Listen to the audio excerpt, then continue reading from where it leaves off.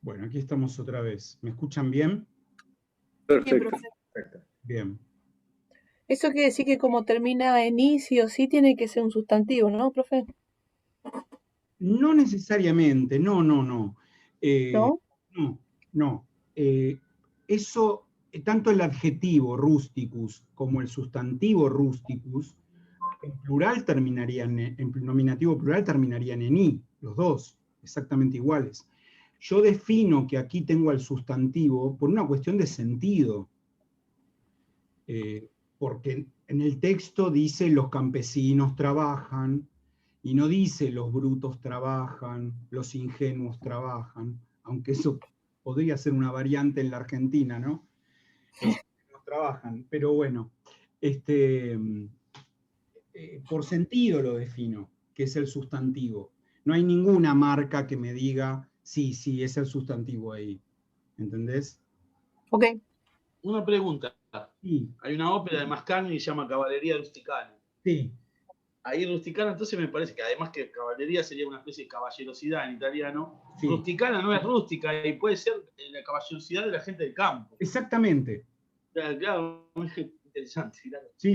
No es rústica, es de la gente del campo. Exactamente. Sí, no tiene valor despectivo el rusticano. No, claro. Tal cual, sí. Bien. Aunque ahí ya nos vamos al italiano y yo no hablo italiano. No, pero Que no. es más lógico el título así. Por supuesto. Por la ópera, ¿no? Sí. En general, si uno presta atención a la literatura, estoy hablando de los siglos un poco posteriores a la Edad Media, digamos, del Renacimiento en adelante, siglo XVI, XVII, XVIII, en general los valores de nobleza, honestidad, lealtad, cumplimiento de la palabra, están asociados a personas que no viven en las ciudades. Esto lo digo de la literatura europea en general, ¿no? Porque vivir en la ciudad implica vivir en esa mugre. Imagínate lo que era París, Londres, esas megaciudades, Roma incluso, en el siglo XVII, no sé. Eran horrorosas, ¿no? Ni hablar de lo que pasó en Londres con la Revolución Industrial, lo que era eso, que ahora hay muchas series y películas que tratan sobre esa época y sobre ese momento histórico. Toda la literatura de Dickens se basa en mostrar, por ejemplo, ese horror de vivir en las ciudades, o bueno, Los Miserables, para hablar de literatura francesa. Sí, en general la persona de campo, incluso en la Argentina también existió en algún momento esa idea, que la gente de campo tiene otra. Yo creo que sigue esa idea. Hay ese imaginario. Sí. Bueno, ellos siguen teniendo esa idea, la gente de campo, ¿no? Siguen teniendo esa idea, pero no sé si el resto de la sociedad los acompaña ya. Pero bueno. El romanticismo toma esa idea, ¿no? Bueno, claro, porque hay una exaltación de lo exótico y lo exótico es el campo, claro. Sí. Y quería agregar por ahí como un dato, ¿no? En algunos pocos documentos que hay medievales, que hablan, digamos, que por alguna cuestión de algún censo y demás, marcan como clases sociales o sectores sociales, aparece el rústico, es el campesino. Claro. O sea, es una función social, digamos, ¿no? No hay ninguna cuestión, simplemente es como una tarea que es trabajar en el campo, ¿no? Sí, exacto. Incluso cuando empieza a existir el proletariado urbano, ¿no? Por oposición entre los proletarios de la ciudad que trabajan en las fábricas, haciendo manufacturas, digamos, frente al proletario campesino, siempre el campesino es visto como como noble, como el tipo en contacto con la tierra. Hay toda una idealización que, bueno, que probablemente estuviera en consonancia con la realidad, ¿no? En aquella época, seguro. Bueno, vuelvo a compartir. No sé si la saludé a Virginia. Hola Virginia, ¿cómo estás? Yo soy Liliana, Virginia, pero no sé si es a mí que me está saludando. No, la otra Virginia. No, Ah, a bueno. Virginia, que se apagó la cámara ahora. No sé, ahí está. Hola, ¿qué tal? ¿Cómo te ¿Cómo va? estás? Sí, a vos Bien. Liliana ya te saludé antes, me parece. Sí, sí, está Sí, bien, ok. bárbaro. Listo, Sí. listo. Bueno, tampoco quiero pasar por un maleducado, ¿no? Bueno, entonces, acá dice, los campesinos trabajan. Y lo que falta acá es algo que había adelantado Matías la vez pasada, ¿no? La vez pasada, cuando apareció un vocativo que terminaba en E, Matías dijo, bueno, pero si termina en E puede ser un adverbio. Bueno, y yo le dije, sí, también. Bueno, este es el caso. Este es el caso. Strenue sería un complemento de modo. Esa E, como sufijo adverbial, es equivalente a la terminación castellana mente. No es la única forma equivalente a mente en latín, pero es la más extendida, es la más habitual. Strenue significaría esforzadamente, diligentemente.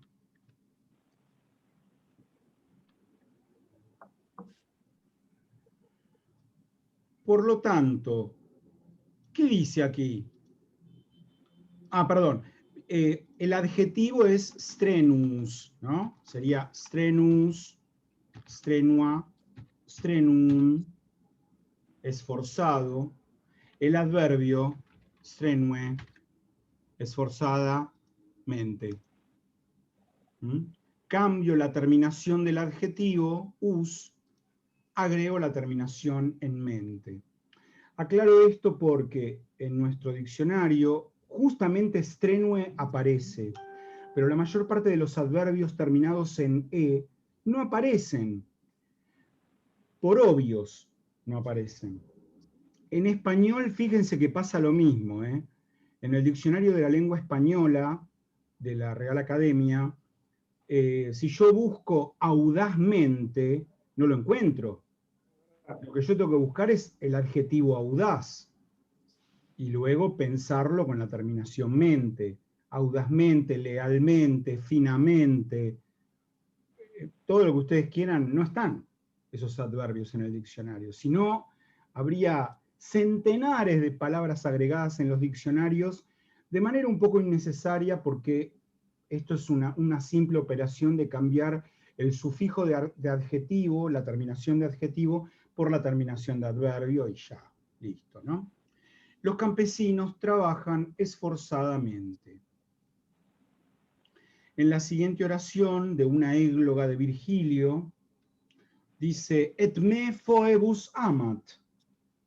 Bueno, aquí ya terminamos de ver el verbo, todos los verbos. Sabemos que amat está en tercera singular, que foebus tiene que ser el sujeto. Aquí, no sé si pusimos que era et, es un complemento, perdón, un coordinante copulativo. Bueno, habría que poner así, CC, digamos, coordinante copulativo. Es I. Salud, Mauricio. Lo ¿No vimos. era ahí? ¿No era ahí? I, sí. Sí, estoy diciendo eso. La vez pasada, cuando vimos et cetera, vimos que quería decir y las cosas restantes. Et es I, efectivamente. Me es me, el acusativo de ego. Y foebus es, bueno, el nombre de un dios, evidentemente, ¿no? Nosotros lo tenemos asociado al sol, digamos. Sepan que en el mundo griego, Foibos y Apolo, Apolón, son dos dioses distintos, pero los romanos, haciendo un sincretismo, algo muy habitual en esa cultura, le adjudican el nombre Phoebus, Febo, a Apolo.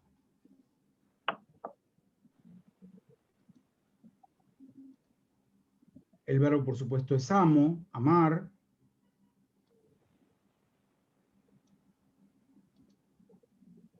Phoebus sería Febo. Así que la traducción de esta oración sería: y Febo me ama. Y Febo me ama. Reordenando las palabras como ya hemos tenido que hacer otras veces, ¿no? Porque en latín dice: y me Febo ama. Pero eso en castellano es insoportable. No puede quedar así. No puede ser objeto, sujeto, verbo. En latín es bastante habitual ese orden, objeto, sujeto, verbo, o incluso, más habitual, sujeto, objeto, verbo, pero el verbo al final, tendiendo a aparecer al final. Quería agregar, para terminar con esta parte más gramatical, digamos, algo que lo mencionamos por encima, pero que tiene que ver con el género neutro en latín. Nosotros hemos dicho que en español solo hay 4 palabras neutras: esto, eso, aquello y el artículo lo. Neuter, en latín, ha dado neuter, son 2 palabras distintas, ¿no? Ne es no, uter es uno de 2. Y neuter da ninguno de los 2. Y eso ha dado neutro. La palabra, creo que lo hemos dicho, no le hace justicia a la realidad. Porque decir que algo no es ninguno de los 2, nosotros lo entendemos rápidamente como: ni es masculino ni es femenino. Claro, pero el nombre neutro está mal puesto porque el neutro, como género en indoeuropeo, preexiste al femenino. Originariamente, en indoeuropeo había 2 géneros, pero esos géneros eran el animado y el inanimado.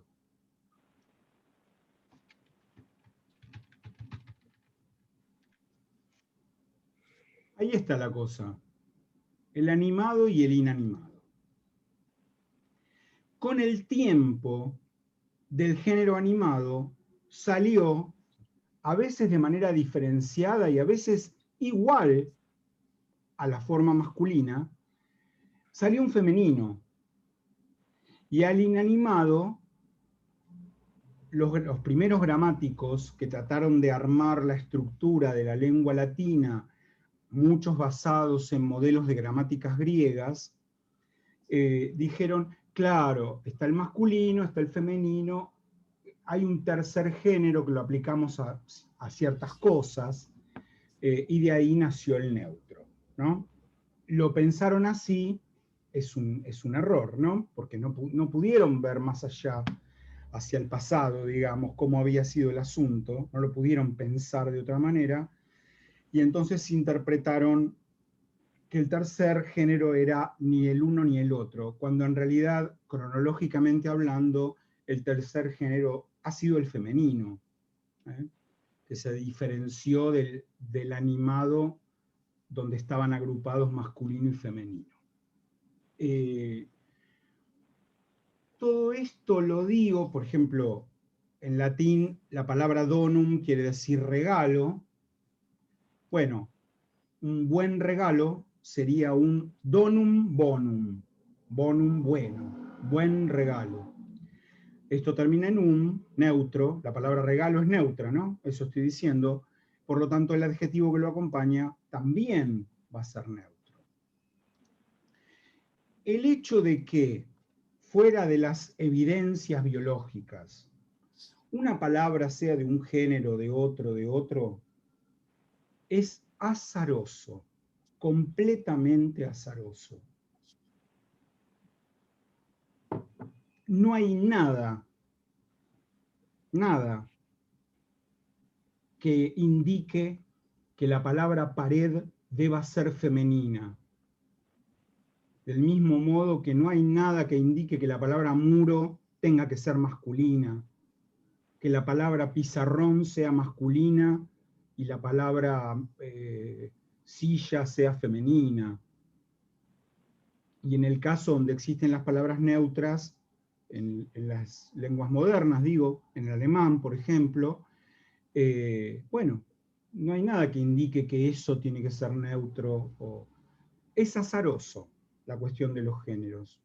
Esto es importante tenerlo presente porque ahora que está tan en boga hablar de el género, no el género gramatical, sino el género, la autopercepción del género y todo eso, bueno, creer que el lenguaje no tiene nada que ver con un cierto orden del mundo que hasta ahora ha venido siendo más o menos patriarcal en todo el mundo, casi sin excepciones, creer que no tiene nada que ver es un poco ingenuo. Por supuesto que tiene que ver. Pero el género de los sustantivos, el género gramatical de los sustantivos, no tiene nada que ver con ese orden del mundo que se definiría como patriarcal y que hay que combatir, por decir así, ¿no? Combatir o revisar o lo que fuese. Bien, por lo tanto, el adjetivo bonum, como es un adjetivo, yo podría traducirlo simplemente como bueno, pero también en neutro podría sustantivarlo. Podría pensar que ahí dice, como no hay artículos en latín, yo puedo agregarlos cuando quiera, si hacen sentido dentro del texto, ¿no? Por eso es que bonum yo lo podría traducir, además de como bueno, como lo bueno, algo bueno, o incluso como el bien. El bien en latín se dice bonum.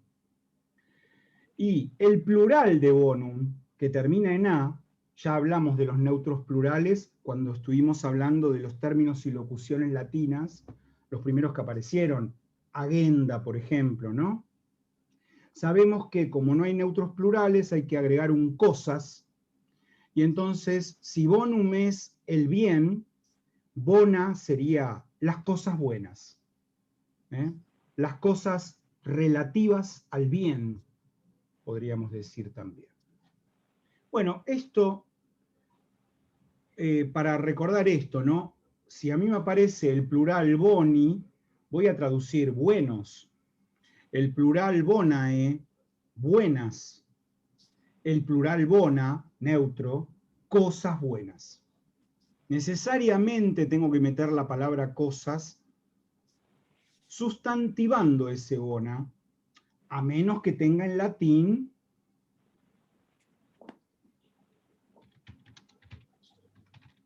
un sustantivo al que se refiere bona, como dona. Si digo dona bona, regalos buenos. Bueno, claro, acá es simplemente un atributo de dona, ¿no? Pero si apareciera solo... ¿De qué me acordé? Sí.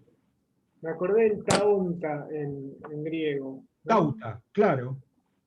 Hay algo de eso. Hay algo onta, taunta, Tauta, las cosas. esas cosas sería, sí. Claro. Es el neutro plural de tutos, aute, tuto. El demostrativo. Pero estoy pensando en griego, ¿eh? En griego, sí, estoy hablando en griego. Tauta. El plural de toón, digo, del ser. No, el plural de toón sería taonta. Lo que te dije. Ah, perdón, te entendí Tauta, te pido disculpas. Perdóname, por favor. Nada, no pasa nada. Taonta, que un poco ese onta está jugando como un bona, ¿no es cierto? Las cosas buenas o las Claro, cosas claro. que son, Las cosas que son o las cosas que existen. claro. A ver si tengo acá para escribir en griego. No sé si tengo.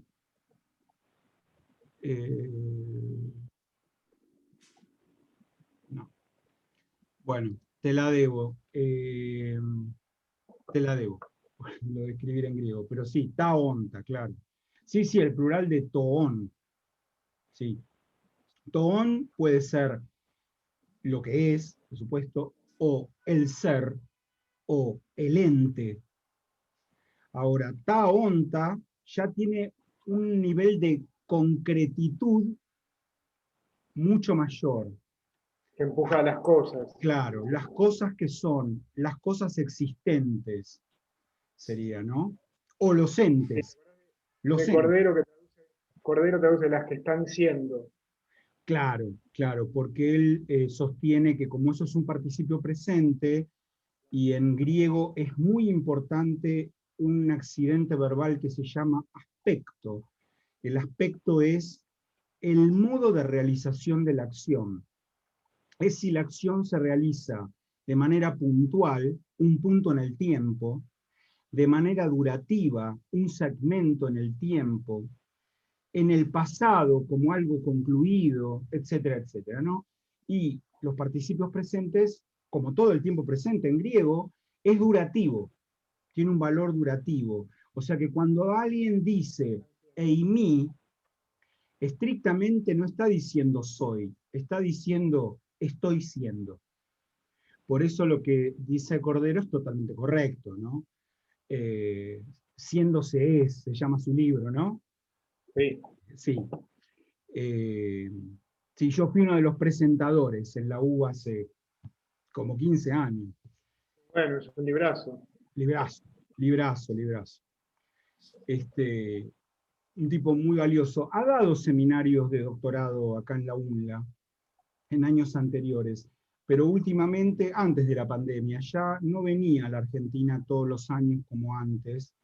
Empezó a venir menos, y bueno, pero ha dado varios seminarios de doctorado en la UNLA. Por ahí tenés suerte, tienen suerte ustedes, y después de la Ojalá. pandemia, el año que viene o el otro, cuando ustedes ya hayan terminado de cursar estas... Debe estar viejo, me parece. Está grande, Yo tengo, sí. yo tengo uno que se llama Cuando la realidad palpitaba. Me lo compré de Cordero. Ajá, sí. Y lo leí 700 veces ya. Es un librito. Sí, sí, es hermoso. Sí, la verdad que ojalá que lo podamos conocer. Sí, sí. Sí, Bien me quedé copado con Cordero. Sí, yo también, es muy, muy bueno. Sí. sí. Igualmente, si podés comprarte este libro que estamos diciendo con Matías, Sí, Siéndose es, lo publicó Biblos. sí, sí, sí. Es un libro extraordinario porque Cordero en ese libro, creo que es el libro cúlmine de su amor con Parménides, de su historia de amor y de investigación tremenda con Parménides, porque todos los investigadores en general que se dedican a presocráticos laburan con los fragmentos del libro de Diels y Krantz del siglo XIX, ¿viste? O sea, quedaron ahí como fijados esos fragmentos y todo el mundo dice, bueno, de tal autor hay estos fragmentos, y ya está. No, Cordero fue a buscar los códices, o sea, él cuando era joven laburó con el Diels Krantz, pero hay una publicación de Parménides, una traducción de todo Parménides, en unos tomos que sacó Gredos en el año 78, dirigidos por Conrado Eggersland, que se llaman Los filósofos presocráticos, creo que son 3 tomos, y ahí Cordero labura y traduce los fragmentos de Diels Krantz, pero, y por supuesto, y escribe sobre ellos, ¿no? Los analiza. Pero lo que hizo en los últimos años de su carrera, todavía siendo profesor en Reims, en Francia, creo que en Reims, él no laburaba en París, vive en París, pero laburaba en la Universidad de Reims. El tipo salió a recorrer todos los sitios de Europa donde estaban los manuscritos con textos de Parménides, y agregó un montón de fragmentos nuevos a los que Claro. habían anotado Diels-Krantz. O sea que hizo una nueva lectura completa con muchos más elementos de Parménides, ¿no? Además reinterpretó a Parménides. Además, sí, claro. Además hizo esa lectura nueva de que Parménides descubre el hecho de ser, digamos. Como que Exactamente. está hablando del hecho de ser. Sí, sí, sí, tal cual, tal cual. Sí. Y después tiene otro libro, yo ahora me parece que lo perdí en mi divorcio, y no me acuerdo el nombre, también en Biblos. El nacimiento de la filosofía, puede ser, o algo así, se llama el libro. Sí. ¿Sí? Es un libro que leímos en Antigua. Ah, Sí, bien, bien. Sí, los libros, sí. vimos varios con el profe Varela, vimos varios Ajá, bien. Sí, sí. Ese de también es un colonización. librazo. Yo lo considero un libro de divulgación, pero como libro de divulgación es impecable. Sí. Impecable, ¿no? Sí, muy bueno. Bueno, me alegro de que vayamos confluyendo con la profesora Di Venosa, con el profesor Varela. Bueno, bien. Una Sí. cosa más nos falta decir, ¿no? Perdón, dos cosas más. Una es que, se ve que me olvidé, no sé dónde apareció, el acusativo singular que nos faltaba para mí es amicum. Terminaba en Y lo otro que nos faltó decir es que, además de estos casos, nominativo, vocativo y acusativo, en latín casi todos los sustantivos y adjetivos poseen otros 3 casos más. Eso es lo que tenemos al final del documento. Esos casos son el genitivo, el dativo y el ablativo. Un detalle así muy general y muy de principiante, pero bueno. Si yo tengo una palabra en genitivo,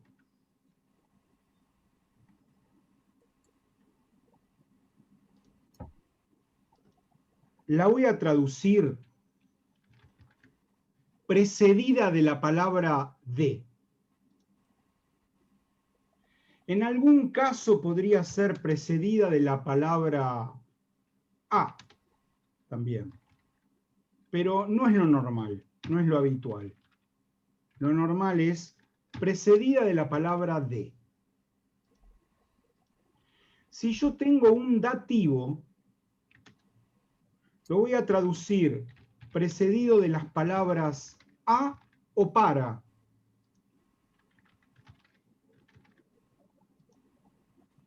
Y si yo tengo un ablativo, lo voy a traducir precedido de las palabras con,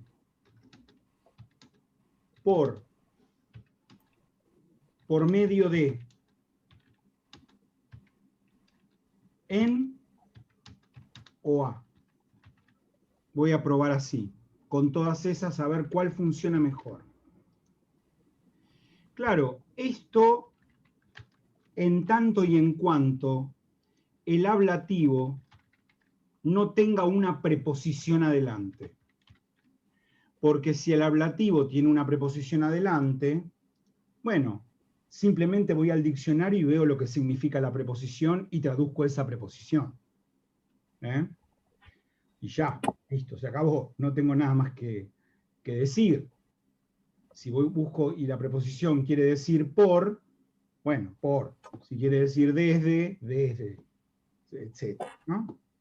Bueno, este datito puede servir como una cosa muy elemental, pero de ingreso a la cosa. En general, las preposiciones en latín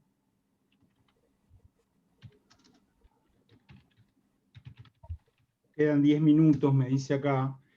Las preposiciones van con acusativo o ablativo.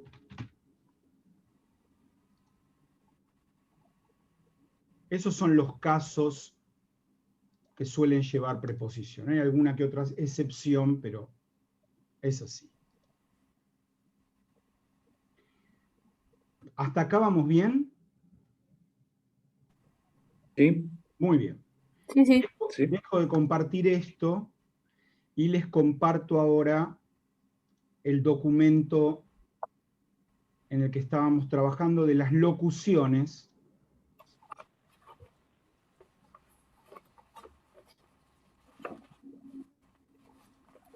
Ahora quedan 9 minutos, recuerden, por favor.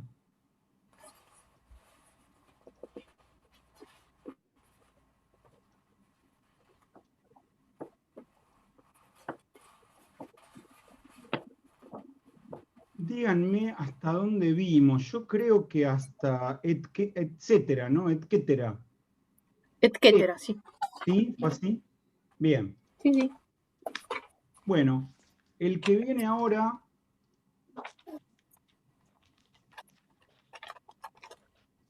es...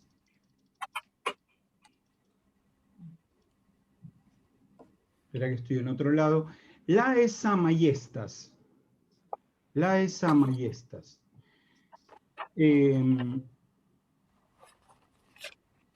Esto traducido así medio literalmente sería lesa majestad, ¿no? Así como hay crímenes de lesa humanidad, ¿vieron? Sí. Bueno, porque ¿qué quiere decir laesa? Laesa quiere decir herida, como adjetivo, ¿no? Laesus, laesa, laesum, herido. Así que laesa maiestas sería majestad herida, dignidad herida. Esa sería la traducción. La siguiente locución dice locus amoenus. Esto habitualmente los profesores de literatura lo traducen como lugar ameno. Bueno, es horrible esa traducción. Correspondería decir lugar encantador, lugar delicioso, en todo caso. ¿Qué es un locus amoenus? Un locus amoenus aparece por primera vez esto en la literatura griega, y básicamente en un género que es el género de las églogas. Bueno, qué mal, estoy usando la palabra latina. El género de las bucólicas, el género bucólico. En el género bucólico suelen aparecer dos pastores que están pastando con los animales en un lugar donde hay mucho verde, agua que corre y naturaleza hacia full, ¿no? Eso es un locus amoenus. Algo como uno se imaginaría el paraíso terrenal, digamos. Un lugar así, donde hay animales tranquilos, disfrutando la naturaleza en todo su esplendor, siempre agua que corre, muy importante. Y entonces un locus amoenus es un lugar delicioso, un lugar encantador. Ese suele ser el marco, suele ser el paisaje en el que estos pastores se cuentan normalmente sus penas. Y ese género lo ha imitado, es un género que inventó, o por lo menos a nosotros nos llegó por él, un poeta llamado Teócrito, y que en Roma imitó con notable talento Virgilio. Virgilio tiene 10 églogas o bucólicas, que son unos poemas muy bellos, muy bellos, donde casi en todos aparece esta estructura de dos pastores conversando, etc. Aunque a veces aparecen cosas muy contemporáneas, muy relacionadas con la propia vida de Virgilio.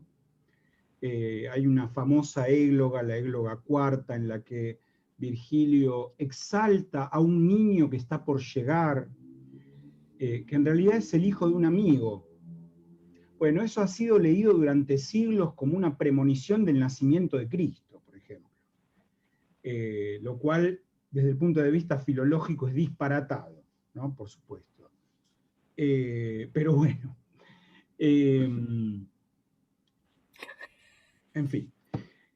Mare magnum. Vean ustedes algo que terminó uniéndose, ¿no? Simplemente mare magnum quiere decir mar grande. Mar grande, no otra cosa. O sea que un mare magnum sería, bueno, una especie de tsunami que se nos viene encima, por decir así. No sé cuánta gente hoy usa mare magnum, ¿no? Pero, en fin, océano podríamos traducirlo también, mare magnum, ¿no?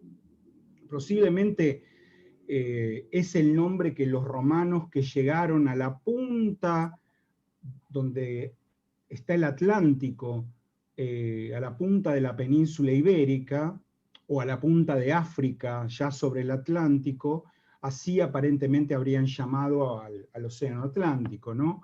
Por lo pronto, lo que ellos conocían bien era el Mare Nostrum, o sea, el mar nuestro, que no era otra cosa que el Mediterráneo. Ese era el nombre. En todos los mapas antiguos, no romanos, porque no conservamos mapas romanos, por supuesto, medievales por lo menos, y posteriores, se llama todavía, uno ve un mapa del siglo XII, XIII, el Mediterráneo se llama Mare Nostrum, mar nuestro. Luego tenemos memorandum. Memorandum que tiene ND, como ya vimos que tenía agenda, corrigenda, etc. Bueno, tiene que ver con un verbo, con el verbo memoro, que quiere decir recordar, memorizar. Un memorándum es, etimológicamente, algo que hay que recordar. Es una palabra que se usa mucho en empresas, en grandes instituciones. Un gerente, un jefe de sección, un director de área envía a sus súbditos un memorándum, ¿no? Luego tenemos esta expresión, yo la vi mucho, y me da la impresión de que no se usa mucho en la actualidad, por lo menos en español, ¿no? Nolens volens. Nolens volens. Dos participios presentes. Así terminan los participios presentes en NS, en latín, en nominativo, ¿no? Dos verbos, nolo, que quiere decir no querer, y volo, que quiere decir querer. Así que, acá literalmente diría, no queriendo, queriendo, pero bueno, para recordar al Chavo, sin querer, queriendo. No sé. Esa sería la traducción de nolens volens. Sin querer queriendo. A continuación tenemos NN, que es la abreviatura, son las abreviaturas de dos palabras, un supuesto praenomen, nudius, y un supuesto nomen, numidius. Queda menos de un minuto, así que se nos va a cortar, prefiero que no pase lo que pasó antes que se cortó. Interrumpimos acá y nos conectamos una vez más. Solo una más les pido,